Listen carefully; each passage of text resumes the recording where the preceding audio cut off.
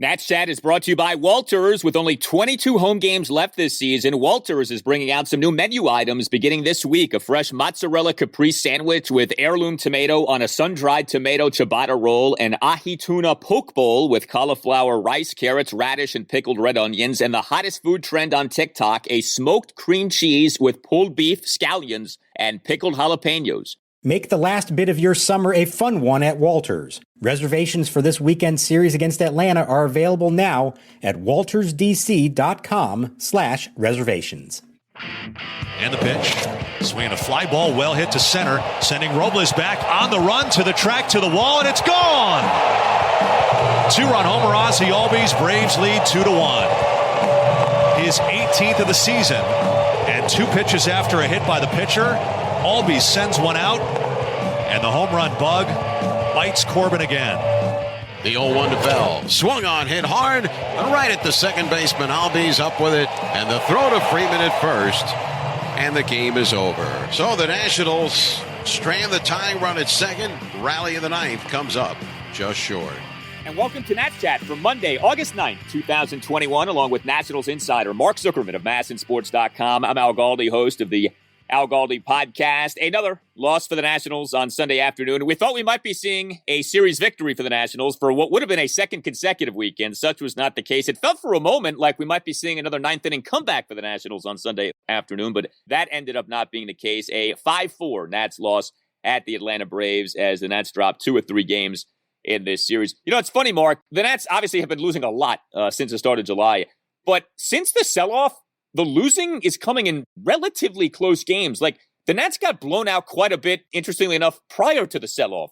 You know, things like that 24-8 loss, that happened prior to the sell-off. Most of these losses since then have been close, but of course they have been losses. And at the end of the season, you don't get credit for close losses. But for whatever that's worth, the Nats aren't getting demolished in these games. Look, they bring the tying run to the plate at minimum in the ninth inning every night, it seems like. And, you know, I use that as like my joking. I use the Davey line, the boys are battling, but it is true. I mean, they actually are giving themselves a chance in every one of these games. And you can tell they're doing this despite being really undermanned as far as their lineup is concerned. I mean, these are shells of the lineups that we've become used to seeing from the Nationals. They're doing this despite, you know, very few sure things in their rotation at the moment. And they're doing it with a bullpen that has hardly anybody with any actual late inning experience. So, you know, in some ways, I think it's okay to be mildly encouraged by it, or at least by the way that they're playing. And I'm not hugely surprised, because I think we've seen in the past that when this team, in the years they haven't made the playoffs, when they kind of get to that point that they realize it, they suddenly get a little looser and they start just playing the game the way they know how to, without that pressure that's hovering over them. You combine that with some young enthusiasm from these new guys who don't care what the team's record is. They're trying to make a name for themselves and lay the groundwork for the future. And I'm not surprised necessarily that that's what's gone on here. We'll see if it continues. Maybe as they start facing some tougher opponents, it can get tougher. But I mean, it's striking the difference right now between the Nationals, even though they're losing just the way they're playing, versus, let's say, the Mets, who we're about to see this week, who are in complete panic mode right now. Having fallen into third place, the owner is going into the clubhouse to talk to guys. The manager is calling games absolute must-wins in early August. I mean, they are in sheer panic mode right now, feeling all kinds of pressure.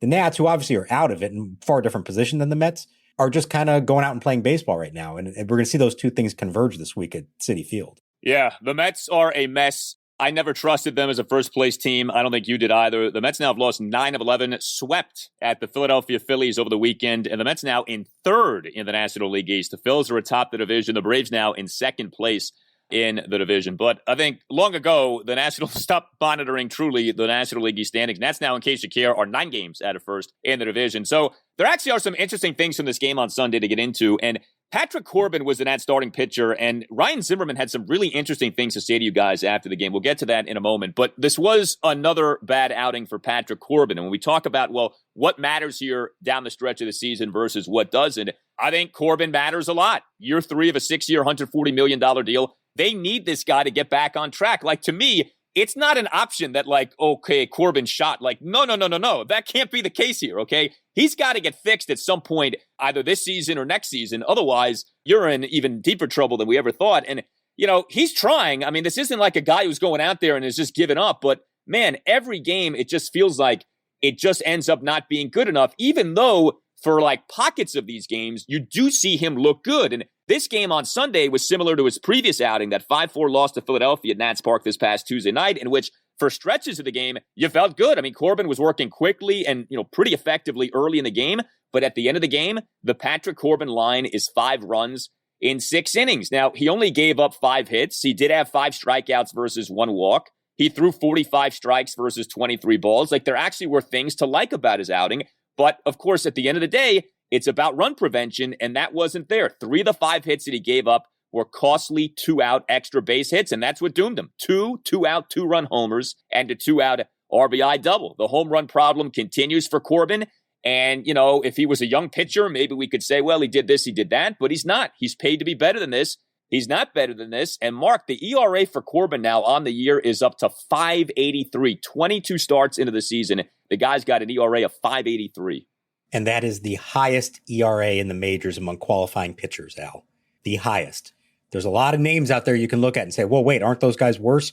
Well, no, they either have a lower ERA or they haven't pitched enough innings to qualify. Right now, Patrick Corbin owns the highest ERA. And on top of that, he's now given up 37 home runs over the last 2 seasons in 180-something innings, and that is second most in the majors. Only Jordan Lyles of the Rangers has given up more at 38, and that's the story. And that's why these starts, especially recently, have been so agonizing, because he legitimately looked good for 5 innings in this game. The slider was on point. The command, the quick outs, he got through the 5th inning on 46 pitches. That's insane. He never does that. No, none of these guys ever do that. That is insane how quickly he's getting outs. And then at the end of the day, you look up and he's given up 5 runs because it's all falling apart, usually in 1 inning. It's often for him either the first inning or his last inning. And because the mistakes that he makes are ending up over the fence. Like I said, 37 home runs the last 2 years.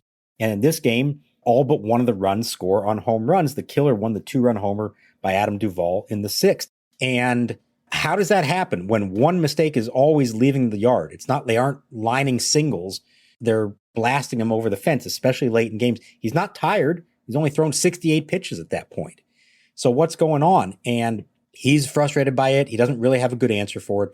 But you mentioned Ryan Zimmerman, and he said afterwards what I think a lot of us have kind of privately wondered ever since the World Series in 2019. I think a lot of people forget he was, for lack of better words, abused in 2019 in the playoff run. He did things that he has never done before for us to win that World Series. I think people think that you just recover from that and come back the next year and everything's fine. Well, you come back the next year and they have the, spring training, and then you get shut down and then you have to start up again. I'm not making excuses for Pat, but, in the beginning of this year, the first 10 or 14 days, whatever it was, he was on the COVID stuff. So obviously Zim's not trying to make excuses for him, as he pointed out there, but he is saying something that I think a lot of us have wondered.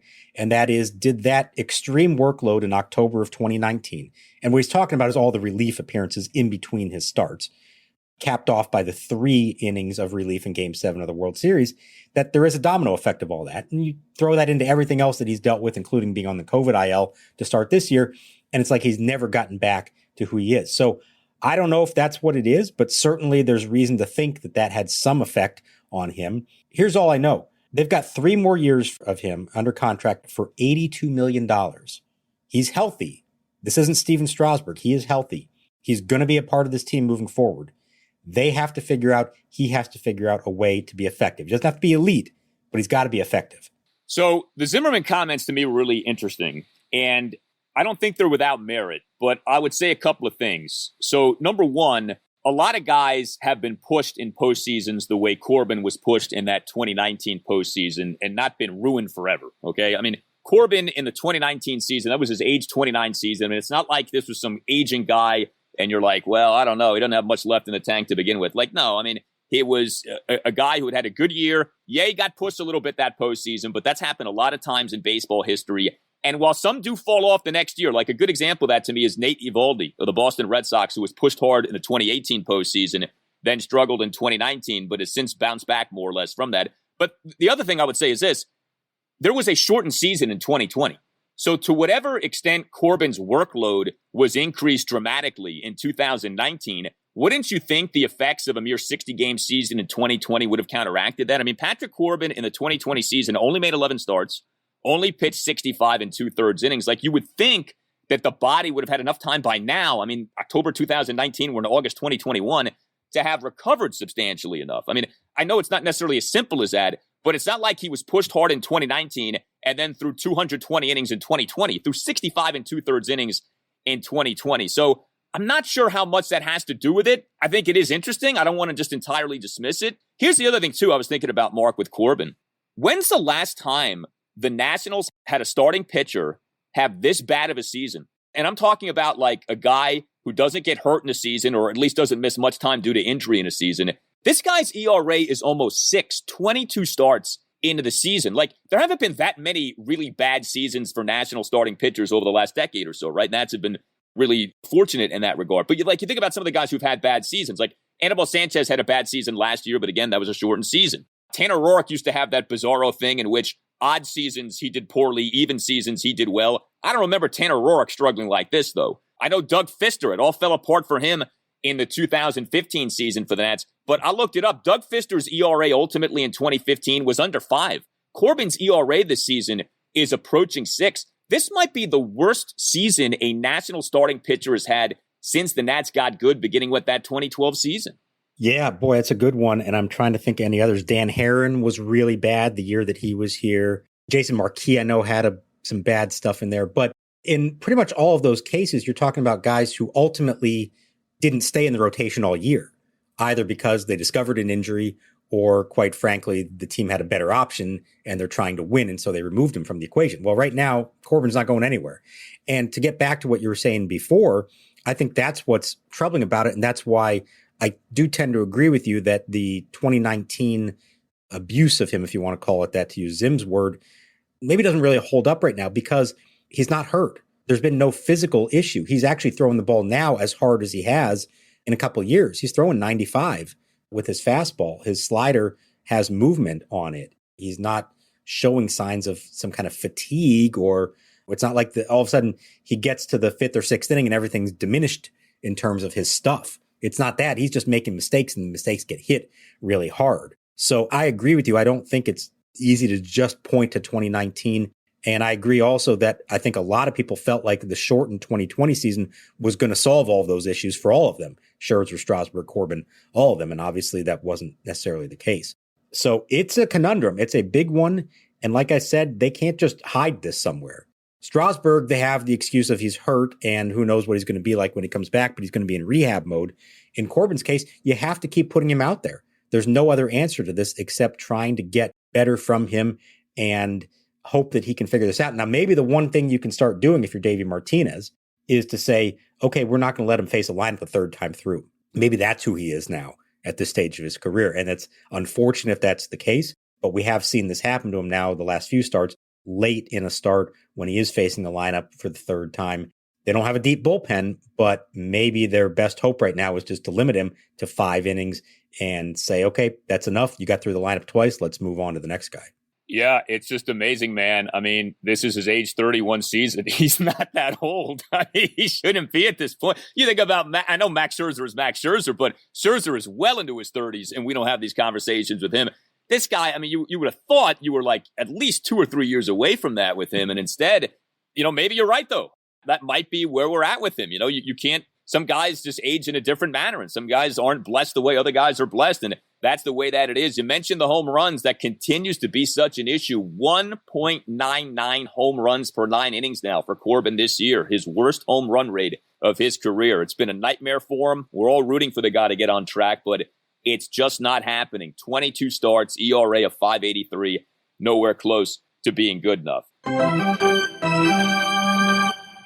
Nats Chat is sponsored by Silver Branch Brewing Company, located in downtown Silver Spring, only a 1-minute walk from the Silver Spring Metro station. Silver Branch is a perfect jumping-off point to Metro down to the game. Park at the Cameron Street parking lot and meet up with friends for a beer and a bite to eat before metroing down. You can also get Silver Branch beer at Nationals Park. Beyond the Gnome World, one of Silver Branch's 4 flagship beers, is available at District Drafts at Section 223. Brewed to be light and refreshing, Beyond the Gnome World won a gold medal for the Saison beer style at the Great American Beer Festival last year. Beyond the Gnome World is deliciously dry and thirst-quenching and the perfect beer for hot summertime ball games. You may not be familiar with Saison, but take our word for it, baseball season is the perfect season for Saison, and buying from District Drafts to support your local breweries is a gnome run. Go to Section 223 and try Beyond the Gnome World the next time that you're at Nats Park, and make sure you stop by Silver Branch, located in Metro Plaza, just steps from the Silver Spring Metro. Silver Branch Brewing Company, when you come in, let them know that the Nats Chat podcast sent you. The Nats will be in their all-road grays today with red, navy blue trim, and along with some white. Time now for this afternoon's official starting lineups and batting orders. For the visiting Nationals, Victor Robles leads off in center field. Batting second, the shortstop, Alcides Escobar. It's Ryan Zimmerman at first base, batting third. Batting fourth, the right fielder, Josh Bell. We had a very interesting defensive alignment for the Nationals in this game on Sunday. That which had been discussed, that which had been suspected, ended up taking place on Sunday. Josh Bell was the Nationals starting right fielder. Yes, that Josh Bell. So I guess this is kind of a two-part thing because there was an anticipation that Juan Soto might start on Sunday off him having pinch hit on Saturday night. That was not the case. And then Bell, who has played some right field in his career, but when I say some, I want to emphasize that word some. He hadn't played right field in a Major League regular season game since 2016, and he only really played like a handful of games that year. It's not like he played a bunch there. But he was out there in right on Sunday afternoon. I know he had been taking balls in the outfield, although my understanding had been that had been more left field than right field. So I guess where are we with Soto, and what'd you think about Joshy in right on Sunday?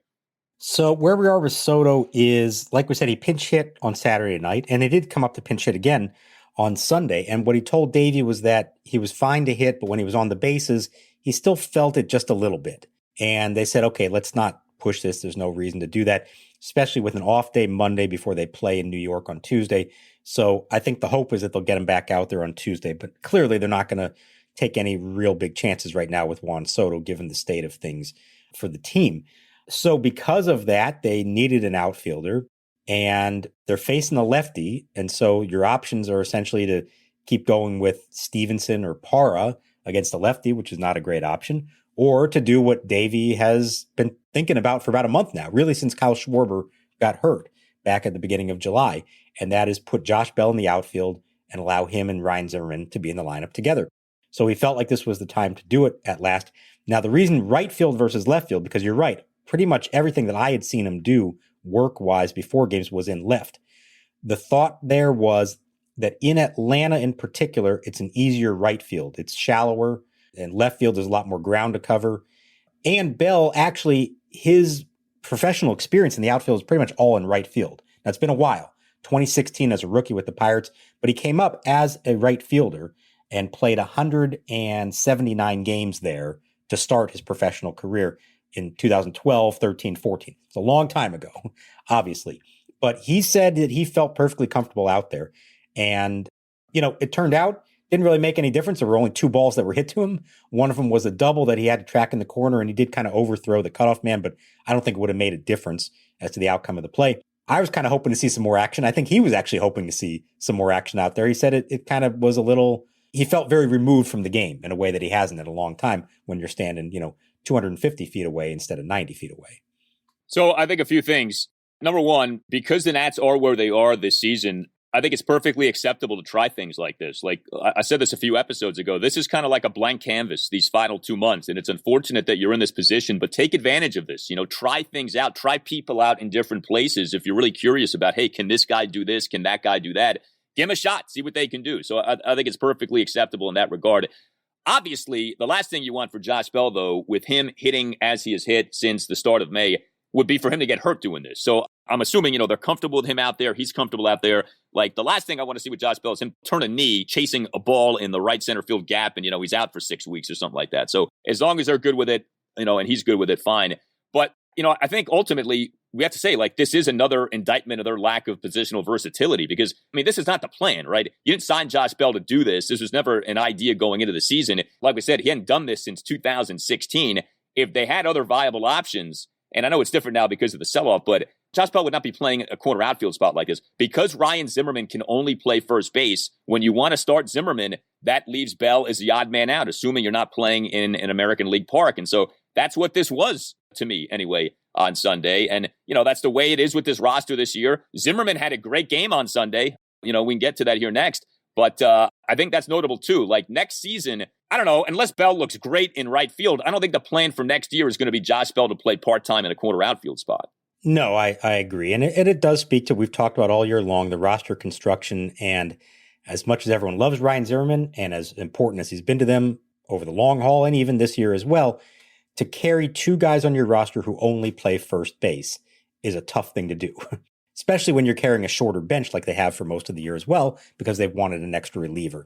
So that is a tough spot to be in. Now, maybe if everyone had stayed healthy and the season had turned out the way that they thought it would all along, it wouldn't be that big a deal. We'd really think of Zim more as a pinch hitter, start at first base occasionally, and Bell would get some games off. Let's also point out that Bell's success from the right side of the plate against lefties has helped create this scenario. I think they envisioned all along that he was much weaker from that side of the plate and so would probably be on the bench those days. Well, no, he's proven to be very effective both sides of the plate, so they want to get him in there as much as possible. But I think we're going to see it on occasion the rest of the way. It's going to have to be the right matchups and all that kind of stuff. This isn't going to be a regular thing because Zim also isn't going to play every day on top of all that. And then this offseason, they're going to decide, and most importantly, Ryan Zimmerman's going to decide what he wants to do moving forward. But you would think that based on what Bell has shown us about his ability to hit both sides of the plate, play every day, to bounce back from his awful start to the season, that you have to go into next year with him as your everyday first baseman.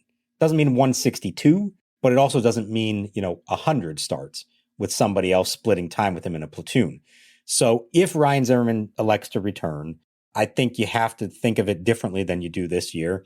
And that is going to leave them with some issues positionally, unless there's a DH in the NL next year, which could happen, but we probably aren't going to know that for a long time.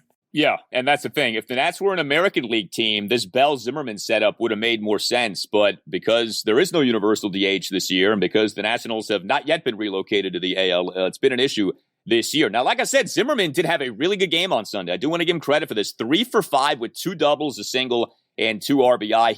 The set of the pitch, swing and a fly ball, left center field toward the gap. Duvall on the run, already on the run. It's down into the wall. Escobar will score. Zimmerman is into second with his second double and third hit of the game. He drives in his second run of the game, and now he represents the tying run at second with 2 out. He was the Nats starting first baseman for the first time this month. He had not started a game for the Nats at first base since July 31st. He has not been starting much lately, as we just chronicled.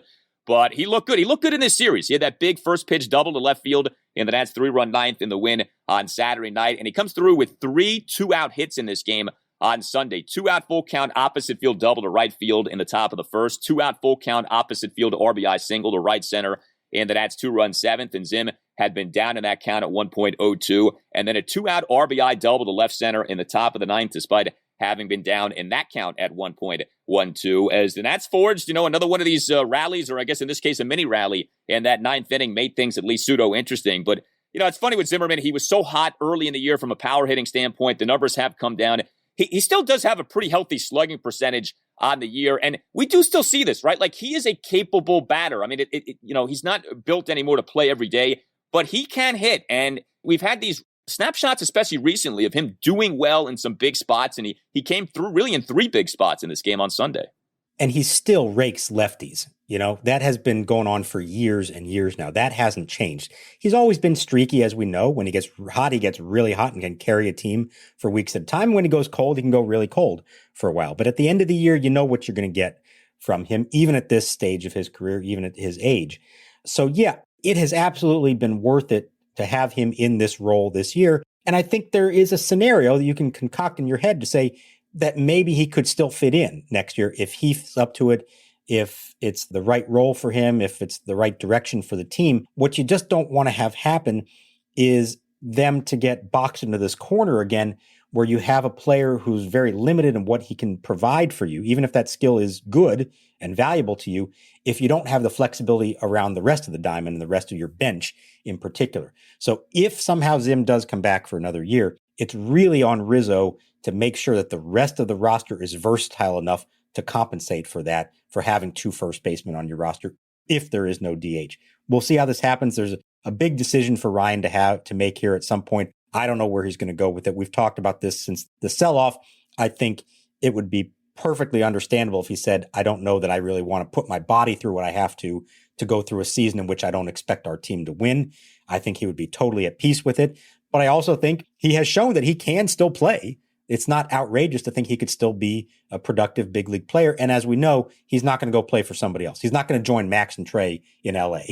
If he comes back, it's going to be here. He will retire as a Washington National. Yeah, I mean, the vibe you get is that he's leaning toward retirement, just if you're kind of trying to read the tea leaves. I suppose that could always change. I also think from a Nationals perspective, I don't think that would be so terrible. I think now's probably a good time for that. I don't know that they need to be spending $4 or $5 million again on him for a season. And, you're kind of boxing in the corner, like we just said. Get younger, get more positionally versatile. I think, this offseason would be a good time for that. But, we'll see what he ends up doing. In terms of the young players for the Nationals, it ended up being a mixed series for guys like Victor Robles and Carter Kieboom and Luis Garcia. Luis Garcia, save for the game in which he hit the 2 homers, really had not been doing much. He does have himself, though, a couple of hits in this game on Sunday. It was good to see that. Leadoff single through the right side of the infield in the Nats' 1-run third, despite having been down to the count at 1.02. And then a leadoff double off the right center field wall and the Nationals' 2-run 7. So good to see that. Kieboom did not have a very good series. He on Sunday went 0 for 3 with a walk and a couple of strikeouts. And I had to note this with Robles. So he does have an RBI single in the game on Sunday. Let me give him credit for that. Went out first pitch, ribby single to left center, and the Nats 2-run 7th. But what happened with Robles in the Nats 1-run third, I thought really was like a snapshot of why Davey has gotten annoyed with Victor this season. So he bunts the ball into the air for a force out at second base for the first out in that inning. And then he almost gets picked off of first base in that inning. Now, he wasn't picked off.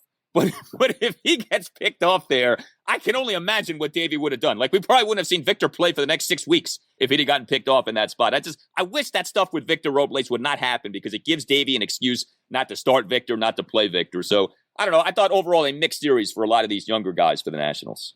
Yeah, the other thing about Victor in that inning, you mentioned him bunting there. Well, he's bunting with 2 on and nobody out, and he's facing a lefty. Like, if ever there's a spot that he should feel confident about his ability to hit a ball well, that should be it. So what does it say that he's bunting? And I don't think he's bunting on command. I think he's bunting on his own there. We didn't ask that question postgame, but my guess is he's bunting on his own, especially because the way it was a push bunt to the first base side. That's like trying to bunt for a hit. So if he's not confident that he can put together a good enough swing against a lefty with 2 runners on base, that doesn't really bode well in the bigger picture. And it does tell you that he's not feeling it and hasn't for a while. He's scrambling and is trying just to come up with any way to get himself on track here. There's been a few moments here and there, but it has just not stuck. Even out of the leadoff spot, it has not stuck yet. They're going to keep playing him because there's no other alternative right now. And like we've said, you use these last 2 months to make your evaluations because the last thing you want to do is get to the end of this season and say, okay, well, what do we think Victor Robles is? Do we think he's our center fielder? Do we not? Do we think he's our leadoff hitter? Do we not? You need to have a pretty good idea by the end of this year where you're going with him. And it's up to him now to make the case for himself and stuff like that, little things like that.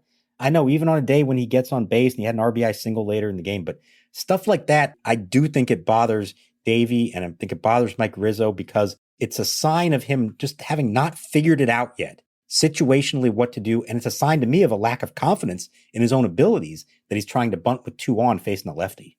Yeah, I didn't like seeing that. I'm a Victor guy, but that was disappointing what went down there in that inning. Tickets for the remainder of the 2021 Fredericksburg National season are on sale now.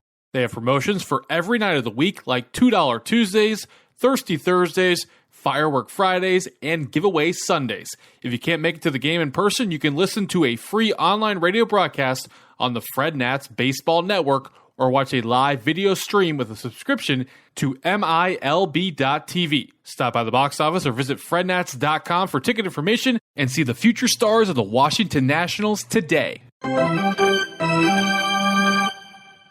It's 1-2 to Escobar. Free to the plate. Swinging a fly ball, left center field shallow, racing in. It's going to dunk in front of Peterson for a hit. Throw to second is not in time. Robles safe there. Scoring on the play is Garcia on a bloop single to center field for Alcides Escobar. Nationals take the lead 1-0 in the third inning. Well, if I ask the question, who was the Nationals' best hitter in this series, an appropriate answer, believe it or not, is Alcides Escobar, who has another multi-hit game on Sunday, a double and an RBI single, a one-out RBI bloop single to center field on a 1-2 pitch in the top of the third, because that's what this guy does. He is the king of dirty hits, dumpster diving hits, but also a king of two-strike hits. This guy is so good in two-strike situations, especially when he's down in counts like 0-2, 1-2. So he comes through there. And then he has a two-out first-pitch double in that Nationals ninth inning. Now, it was a misplay to an extent in the outfield, but he hit the ball pretty hard and pretty far. So it's not like that was just a total gift of a hit from that Braves defense. But Alcides Escobar, right? Alcides Escobar, who had not played in the majors since 2018. Alcides Escobar, who in that 2018 season had a minus 2.2 wins above replacement for Baseball Reference. That is awful, okay? That should be like a lifetime sentence to you never playing at the major league level again. That same Alcides Escobar goes 5 of 12 with 2 doubles, 3 singles, and a walk in this series. He now over 130 plate appearances for the Nats, has a .344 on-base percentage. I know we've talked about this, but I am amazed that he has been as productive as he has been in any other situation, right? The Nats sold off. They're trying to get younger. Alcides Escobar, age 34 season, as the Nats' number 2 batter and starting shortstop in all 3 games of this series would have been criminal. We would have been like, what is Davey doing starting this guy? But man, like I said, he really, in a lot of ways, was the Nats' most productive hitter in this series. He also had a really nice play in the hole at shortstop. And I think whether it's been second base or shortstop, he has done a very nice job out there. And yeah, it's kind of changing my perception of who he is and what he could be for them. And maybe it's changing the front office's perception as well. You mentioned the 2-strike hitting. I put the stat out after that third inning RBI single, hitting .274 with 2 strikes, which maybe doesn't sound like a lot. But in the big leagues, that's like 100 points better than league average. And it's second best among all the Nats who play at it somewhat regularly. You know who's number 1 on that list, bizarrely? Is Jordy Mercer. .298 batting average with 2 strikes. You know who's last on that list? This one won't surprise you. Who's last on the list with 2 strikes among the semi-regulars on the team is Victor Robles at 111. So that tells you a lot right there. But yeah, look, he's got a set of skills that, like we've been talking about, are valuable. You can't have a whole team of Alcides Escobars, but you have 1 or 2 of them and they can make a difference. And this team needs a shortstop for 2022. I don't know if it's Luis Garcia. Maybe it is, but they may still view him as a second baseman. Either way, one of those 2 positions is unfilled and they need somebody to do that. And I think they're going to go out and try to acquire somebody this winter. Probably aren't going to spend a ton of money on that spot. You're probably not going to invest heavily in a big time free agent, because if they were willing to do that, they probably would have re-signed Trey Turner or at least brought him back for another year. So we're way ahead of ourselves here, but I think Escobar should at least be in the discussion, depending on how they want to go with this, where they want to spend their money next year. I don't think it would be the worst thing in the world to bring him back for a year, let him mentor some of the young infielders, and just be one of a few veteran stabilizers for them in what otherwise is going to be a rebuilding year with a lot of young kids. Yeah, I mean, you're not going to have a team with everyone being 25 and under. Like, you're going to have some veterans. And so if a guy like Escobar is someone who's positionally versatile, can play 2 key spots in second base and shortstop, puts balls in play, has a good attitude, doesn't cost you a lot of money, I don't think it's a terrible idea. We'll see where we're at come the end of the season. But yeah, I mean, the fact that we're even talking about this is so ridiculous, but it's the truth. The guy has done a really good job. Cash considerations to the Royals for Alcides Escobar is proving to be another one of these Mike Rizzo steals in a trade. All right, one more item from this game. Nats only used 1 reliever. Gabe Klobosits. Klobo was out there on Sunday and did a good job. 2 scoreless innings, including a perfect bottom of the 7th.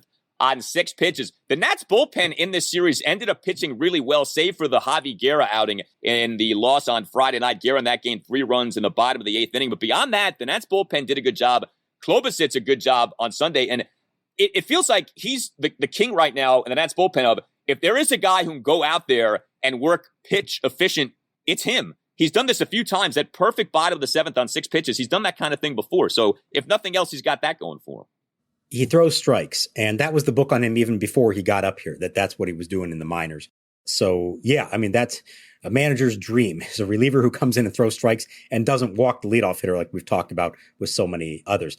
I'm really interested to see how this plays out the rest of the year with their bullpen options and, who sort of ascends to what roles. Obviously, Finnegan has now become the closer.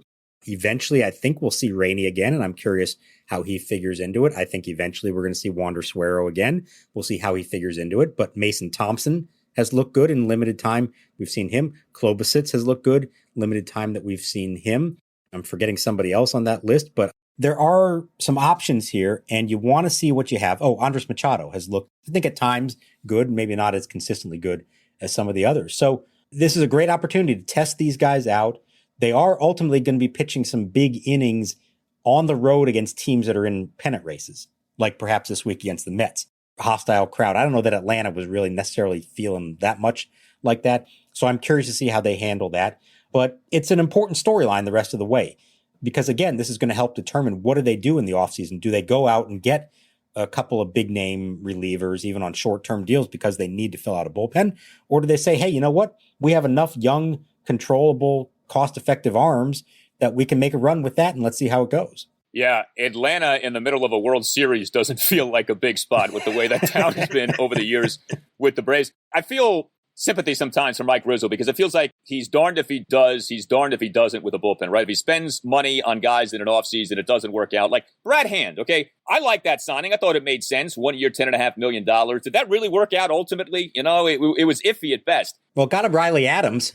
So maybe that was worthwhile. Yeah, I guess maybe. Yeah, right. But like if Rizzo doesn't do anything and the bullpen is bad, and we've had that happen before, then it was like, oh, what are they doing in the offseason? Why don't they bring in more guys? So it's like, I don't know, you throw your hands up. But yeah, like Finnegan and Klobosits and some of these other guys, maybe that's the foundation for the Nats bullpen next year. This is how bullpens are. You never know with these guys. So look, to me, if Matt Albers could be a dominant reliever for the Nationals in 2017, anything is possible with any of these guys. So we're open-minded.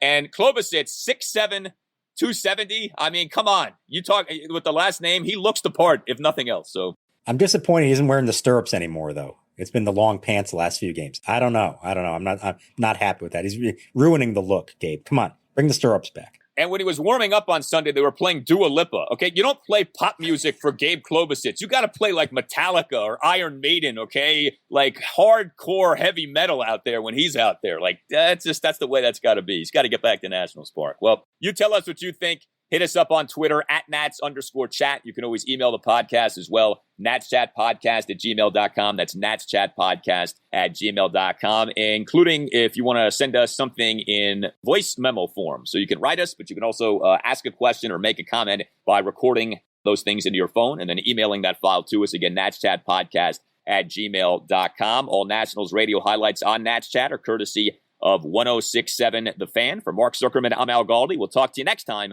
on the Nats Chat Podcast. Gurriel at first. No balls, 2 strikes. Corbin fires. Swinging a tapper, third base side of the mound. Corbin off the hill has it. He gloves. He throws. He's out at first, and the side retired. Patrick Corbin has pitched 2 scoreless innings out of the bullpen, and he sends the World Series to the 8th inning.